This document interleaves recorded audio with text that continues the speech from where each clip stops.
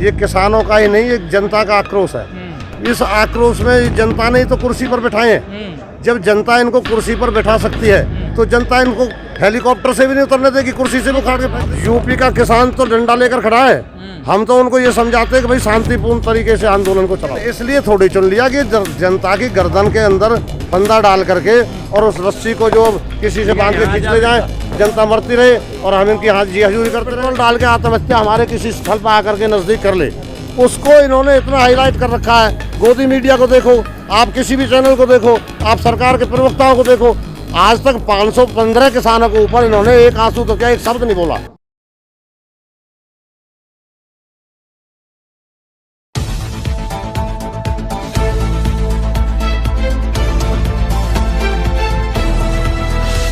सरकार जानबूझ के उकसाने वाली कार्रवाई करती है ताकि किसानों को उकसाया करके और तनाव बनाया जा सके।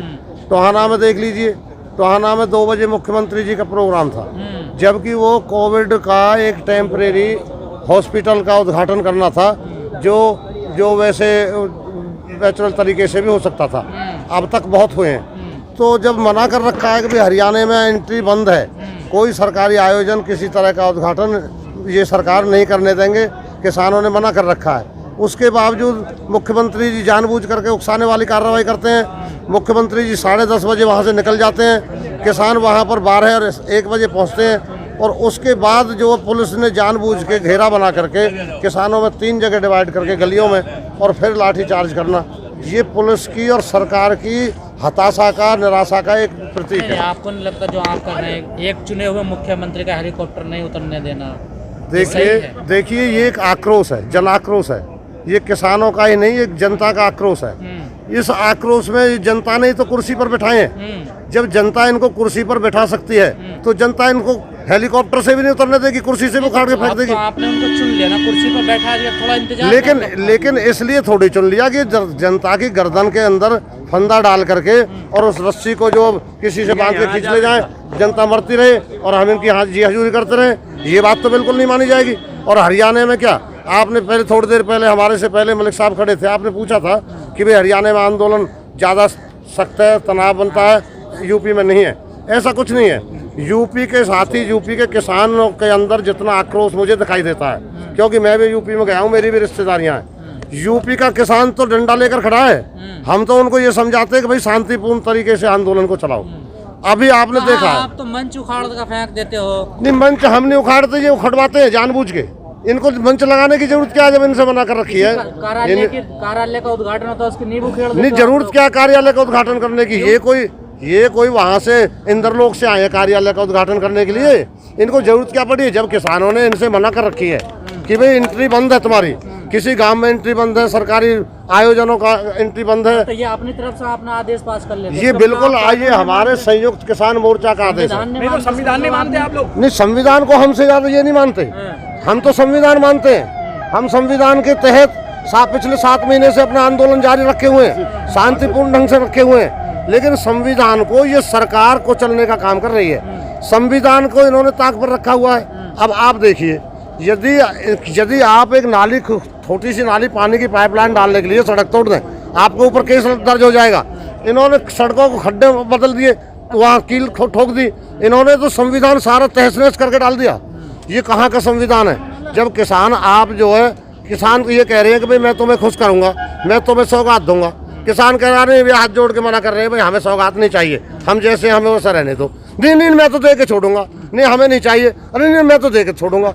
जरूरत क्या है इनको सौगात देने की? जरूरत क्या है? जब यदि देनी है तो इन्होंने अपने मैनिफेस्टो में लिखा था कि भाई हम जब आएंगे तो स्वामीनाथन आयोग की रिपोर्ट लागू करेंगे। स्वामीनाथन आयोग की रिपोर्ट लागू क्यों नहीं की? जब ये सदन के अंदर हमारे माननीय प्रधानमंत्री जी कहते हैं कि भाई एमएसपी है, थी और रहेगी। एमएसपी की 2 शब्द और बोलो इसी सदन के अंदर कि एमएसपी की गारंटी है और इस एमएसपी से नीचे किसान का अनाज, किसान की जो फसल है वो नहीं खरीदी जाएगी और जो एमएसपी से नीचे फसल को खरीदेगा उसको कानूनी प्रावधान करो, सजा होगी। ये पूरे देश में लागू करो। अभी एमएसपी को पूरा देश, बिहार है और जगह कहाँ जानते हैं एमएसपी को? हरियाणा पंजाब में ही तो है। और हरियाणा पंजाब में भी सिर्फ 6 से 8% लोगों को एमएसपी की जो फसल बिक पाती है।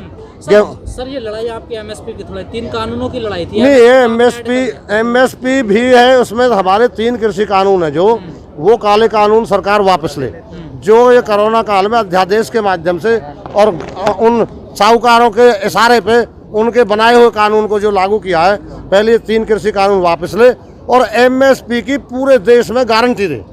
जितने हमारे किसानों के ऊपर मुकदमे दर्ज हुए हैं इस आंदोलन के तहत, वो सारे मुकदमे वापस ले।